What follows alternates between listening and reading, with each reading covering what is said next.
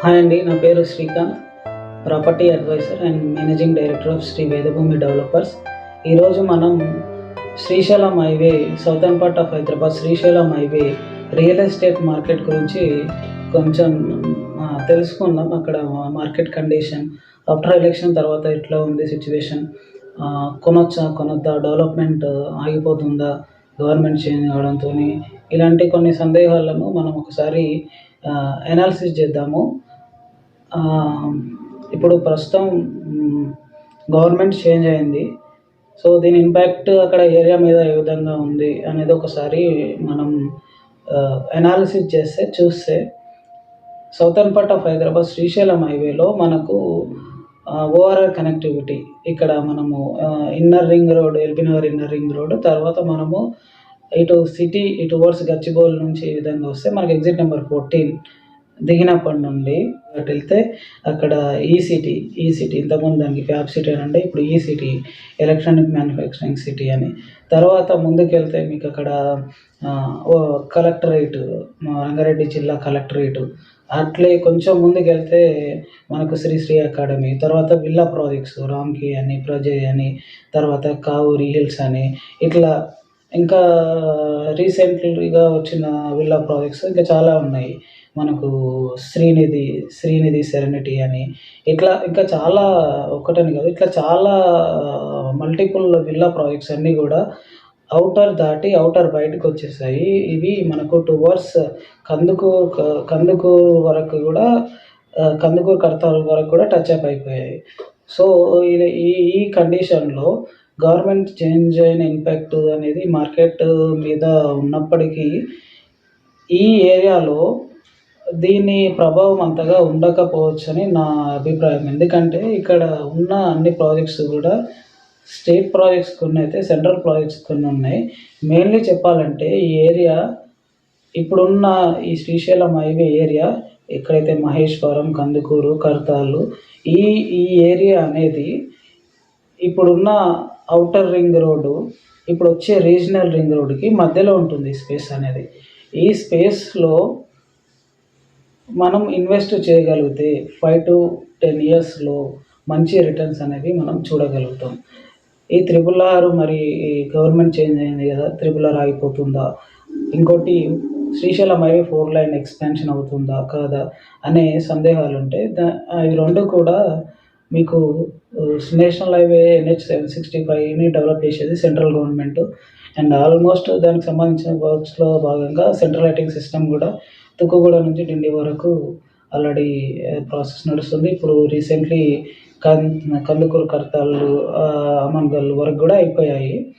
So next expansion ఈ 5 to 10 ఇయర్స్లో highway expansion ఒకటి, అండ్ ఇంకొకటి మనకు మెయిన్లీ చెప్పాలంటే ఈ RRR అనేది మనకు భారత్మాల 2 కింద సెంట్రల్ గవర్నమెంట్ ఈ ప్రాజెక్ట్స్ అనేది మనకు రావడం జరిగింది. దీనికి సంబంధించి ఇంతకుముందే 2-3 టైమ్స్ కూడా అనౌన్స్ చేయడం జరిగింది. దీనికి సంబంధించిన ల్యాండ్ అలొకేషన్ సౌతర్న్ పార్ట్లో కూడా ఆల్మోస్ట్ అంతా కూడా DPR రెడీ చేశారు. సో దీన్ని కూడా ఇప్పుడు వచ్చే 5 to 10 ఇయర్స్ లోపు, ఇయర్లో కొంచెం పని స్టార్ట్ అవుతుందని అనుకుంటున్నాను. ఇయర్లో కొంచెం స్టార్ట్ అయితే ఈవెన్ 5 to 10 ఇయర్స్లో ఆ ప్రాజెక్ట్ కంప్లీట్ అయిపోతుంది.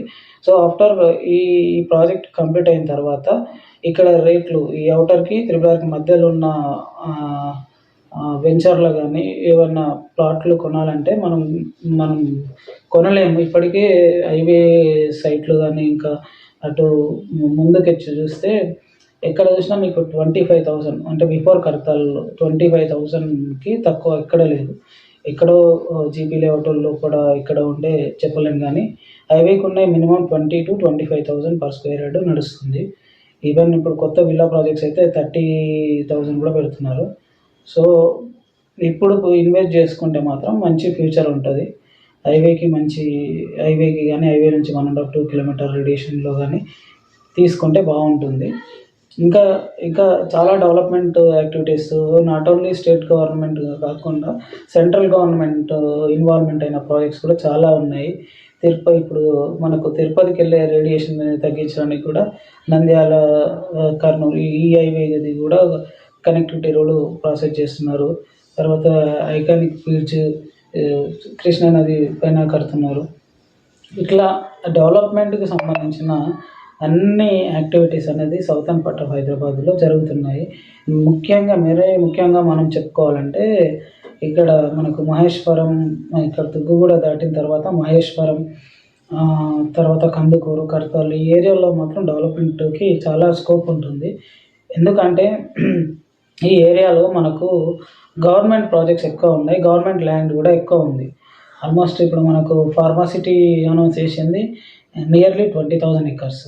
తర్వాత మనకు ఇక్కడ మహేశ్వరము ఈ ఈ సరౌండింగ్ అంతా కూడా SEZ and non SEZ special economic zone కింద డెవలప్మెంట్ అవుతుంది. దానికన్నా ముందు ఉన్న ఏరియా కూడా మొత్తం ఐటీఆర్ ప్రాజెక్ట్స్ కింద ఇంతకుముందు ఉన్న కాంగ్రెస్ గవర్నమెంట్ ఐటీఆర్ ప్రాజెక్ట్స్ కింద చేశారు. దాన్ని మళ్ళీ ఈ ప్రీవియస్ గవర్నమెంట్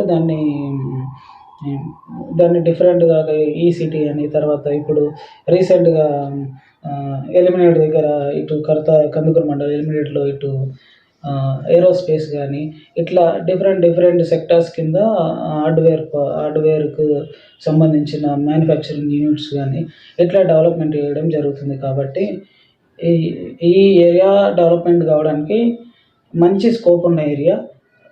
రానున్న 5-10 ఇయర్స్‌లో మంచి డెవలప్మెంట్ అవుతుంది. కాబట్టి ఎవరైనా ఇన్వెస్ట్‌మెంట్ చేయాలనుకున్న వాళ్ళు ఇప్పుడు ఈ హైవేలో ఇన్వెస్ట్ చేస్తే వాళ్ళకి మంచి రిటర్న్స్ ఉంటాయి. కంపారిటివ్‌లీ మనకు ముంబై హైవే, విజయవాడ హైవే వీటన్నిటిని చూసినప్పటికీ మనకు మెయిన్‌లీ డెవలప్మెంట్‌కి స్కోప్ ఉన్న హైవే శ్రీశైలం హైవే. ఎందుకంటే ముంబై హైవే ఆల్రెడీ సాచురేట్ అయిపోయింది. అక్కడ మనం మినిమమ్‌లో 20,000 పైనే స్పెండ్ చేయాల్సి ఉంటుంది మంచి ప్రాజెక్ట్‌లో. తర్వాత అక్కడ ల్యాండ్ టైప్స్ కూడా చాలా డిఫరెంట్‌గా ఉన్నాయి. అక్కడ పెరి అర్బన్, సెమీ అర్బన్ ఇట్లా చాలా వేరియేషన్ ఉన్నాయి. చాలామందికి తెలియట్లేదు లేదు. తీసుకున్న తర్వాత ఇది పెరి అర్బన్‌లో ఉంది, సెమీ అర్బన్‌లో ఉంది ఇట్లా అని తెలుసుకుంటున్నారు. అప్పుడు తెలుసుకొని కూడా లాభం లేదు కాబట్టి మంచి స్పేస్‌లో డెవలప్మెంట్‌కి అవకాశం ఉన్న దగ్గర ఇన్వెస్ట్ చేయండి. ఒక్కసారి శ్రీశైలం హైవేలో మీరు ఇన్వెస్ట్ చేయాలనుకుంటే నాకు కాల్ చేయండి. మా సైట్లు కూడా ఉన్నాయి, విజిట్ చేయండి.